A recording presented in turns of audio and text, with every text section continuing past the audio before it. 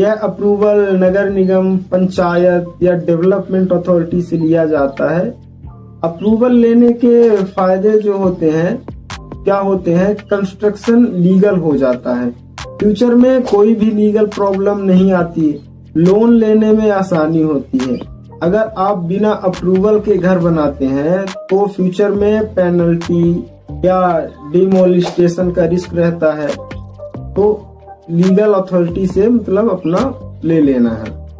अब कंस्ट्रक्शन की एक्चुअल शुरुआत होती है। सबसे पहले साइट क्लीन की जाती है, साइड से कचरा जो होता है, पेड़ पौधे होते हैं, उनको हटाया जाता है, अनवांटेड सॉइल हटाई जाती है, लेवलिंग की जाती है। इसके बाद लेआउट मेकिंग होती है।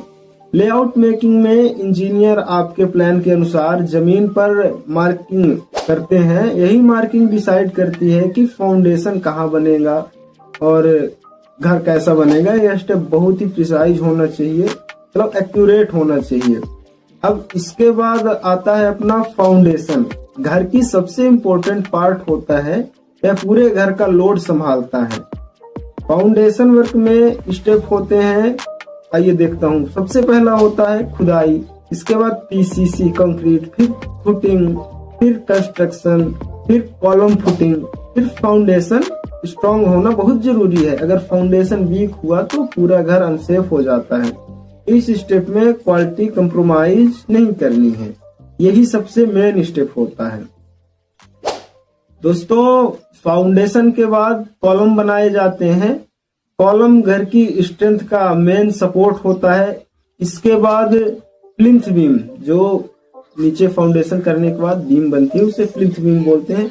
फाउंडेशन को कनेक्ट करती है और वॉल्स को सपोर्ट देती है। क्रैक्स जो चिटकती है बाद में दीवार, उसको प्रिवेंट करती है। इसके बाद प्लिंथ फिलिंग होती है और कंप्लीटेशन होता है। अब इसके बाद आता है अपना, अब वॉल्स बनना शुरू होती है।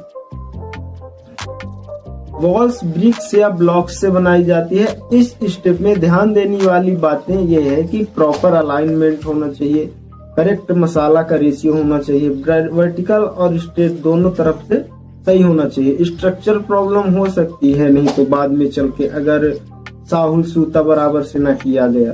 अब सबसे इम्पोर्टेंट स्टेप आता है रूफ स्लैब। इसमें स्टेप होते हैं shuttering, steel, reinforcement, electricity, conduct fitting, slab concrete, curing मतलब तराई। स्लैब कास्टिंग के बाद क्योरिंग बहुत जरूरी होता है, कम से कम 14 से 21 दिन तक क्योरिंग करना चाहिए। यही आपके घर को मजबूत